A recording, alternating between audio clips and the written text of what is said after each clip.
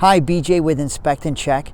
In this video, I'm going to show you how we inspect your plumbing system. Typically in the parkway, which is this space between the curb and the sidewalk, you'll usually have what's called a B box, a buffalo box. And this is where the village can turn your water off and on, off if you don't pay your bill, or if you need to ever turn the water off because you have an issue with the main shutoff valve inside your home. Sometimes they may be in your driveway sticking up, but typically this is not something that you as a homeowner would want to be turning on and off anyway. You always want to call the village, and they have special keys, and sometimes they actually have a special made key just for that village. So this is not something you want to be tampering with. This is just for your knowledge only. Perfect example. So this one happens to be for the neighbor's house in the sidewalk right here. And then you may also have a clean out fitting for your sewer. This is just another access point if you should ever have any issues with your main sewer line going from the house to the street. We're going to test all the hose bibs outside just to make sure that they're working.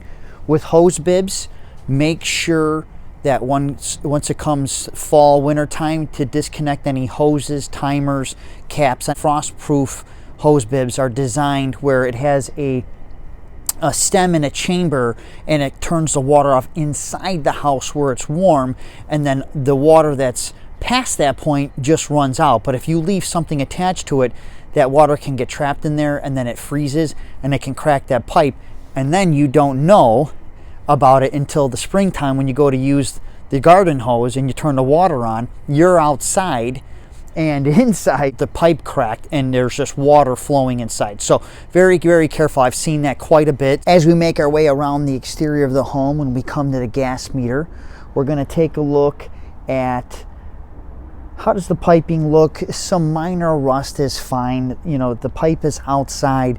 Typically you can easily just take a wire brush and clean it up, paint it.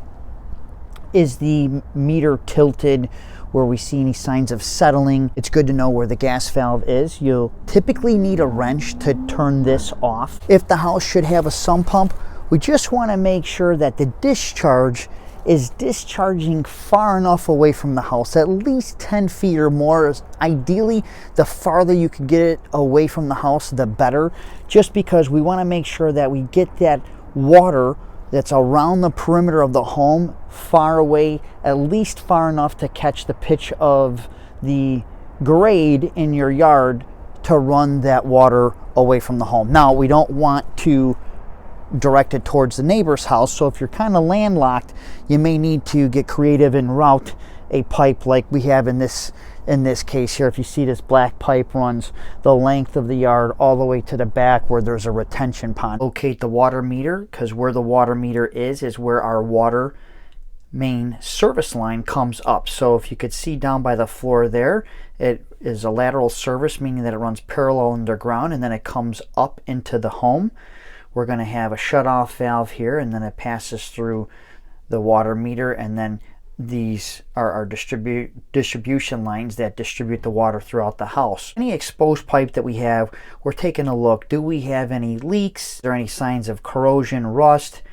If this water meter were plastic, do we have a jumper wire? Even though that's part of our electrical system, we're going to look at that while we're looking at the water meter. Improper connections such as copper pipe to galvanized pipe without a dielectric union. We are going to turn on your hot and cold water at the faucet. All right, we're going to make sure that if we have a two-handled faucet, that we have cold on the right, hot on the left. We're going to turn the water on.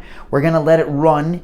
You know, if we have a double sink such as this, we're going to make sure that we run the water where it's running down both of the drains, and check to see if we have any leaks underneath into the cabinet. As soon as we walk into the house, get this turned on and let it run. We want to make sure that we don't have anything leaking with the supply line coming from underneath the sink to the dishwasher, as well as the discharge coming back, that we have a high loop for the discharge hose. Having a high loop just helps eliminate, it creates a little bit of a P-trap where there's some water, where it eliminates any odors from coming back into this hose into the dishwasher. Turn on our faucets. We're going to get them all turned on and running, as well as our shower. We want to get all that water running just to make sure that we can check our drains. Nothing is leaking underneath in these vanities, as well as we're going to want to run a ton of water in the shower. Take the shower head and kind of angle it so it hits the wall, because the wall to floor intersection is an area that is prone to leak. So we want to try to spray as much water around the shower area to try to create any leaks. We're going to flush the toilet, ensure that we've got good water flow and that we don't have any slow flushing toilets. After we do that, we're going to take our flashlight and we're going to want to look around the toilet just to make sure that we don't have any leaks on the floor, as well as shutoff valves. If the house has a wet bar, we're going to turn on the faucet, check for any leaks there. In the laundry room, we're going to turn on the washing machine. I like to put warm or hot and just a small light load or small load, quick wash, whatever the washing machine has. Turn it on just to make sure that everything is functioning properly. I'd like to see the stainless steel braided lines. There's nothing wrong with these rubber ones, but the rubber ones can be known to leak more than the stainless steel braided ones. Washing machine discharge hose is secured to wherever it's emptying out into, whether it be a laundry tub or if you should have a gray box in the wall where it has your shutoff valves and a drain. Laundry tub, we're gonna turn on our faucet, make sure nothing's leaking. A lot of times these laundry tub faucets can leak from this nut. It just needs to be tightened up, and then we'll come down and make sure when we have our water running that nothing's leaking at that P-trap. In this situation, we have a finished basement, so I would look at all of the ceiling tiles. I'll get my flashlight out and do a scan to see if I see any plumbing leaks, because I know that we've got a kitchen above here off to this side over here, and we've got a bathroom over on the other side here. So I'm gonna look and see. I'm gonna scan the whole area, but I know I've got some plumbing supply lines and drain lines running across the ceiling. Now, if it's an unfinished basement, then we want to make sure that we walk this whole area, checking to make sure that we don't have any issues with our supply distribution lines, supply lines, as well as our drains. With the water heater, I'm taking a look at our hot and cold lines as they come in. If we have different pipe materials, so we have copper, and behind this insulation wrap we have a copper flex line with a brass nut to galvanized, so that's okay. If we have copper straight to galvanized, then we would need a dielectric union here. The pressure relief valve, I'm making sure that we have a hard pipe all the way down about less than 6 inches from the floor. This way, should this valve give out and the tank increase pressure, this pressure relief valve opens up and it lets out the pressure so the tank doesn't explode. But when it does release, there's hot steaming water coming out of here. So I want to make sure that that's close to the ground so that this way nobody gets splashed. I'm checking the tank. I may see this is an electric one, but if we have a gas one, I'll go ahead and turn up the thermostat, turn it on so that it's heating up, checking for proper operation. Am I hearing any pinging or panging?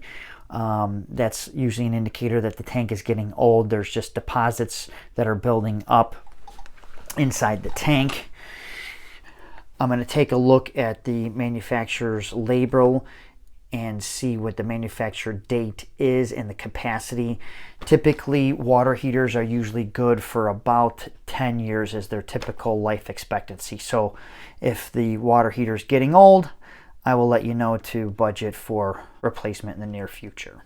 If the home has a sump pump and we have access to it, I'll go ahead and turn on the pump manually just to make sure it's working, to check to see, that nothing is leaking when it turns on, because we have check valves, rubber couplings, making sure they have a check valve, making sure nothing is leaking when it turns on.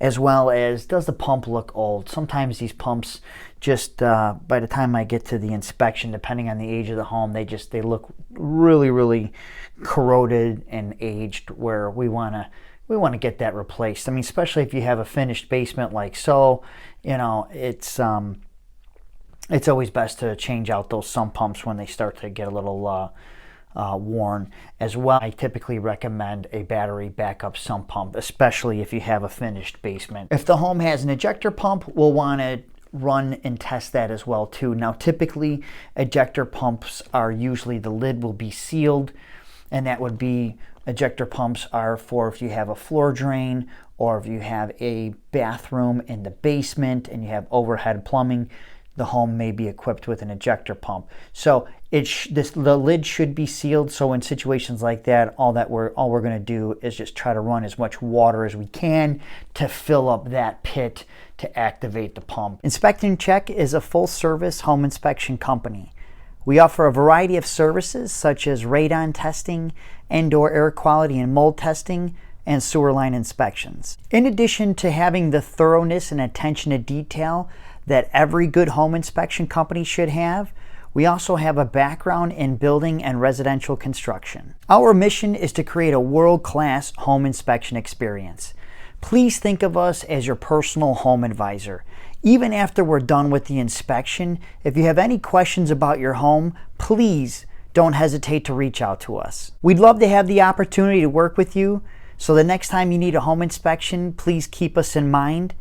You can book your inspection at any time on our website at inspectandcheck.com, or you can reach out to me directly at 773-403-3298.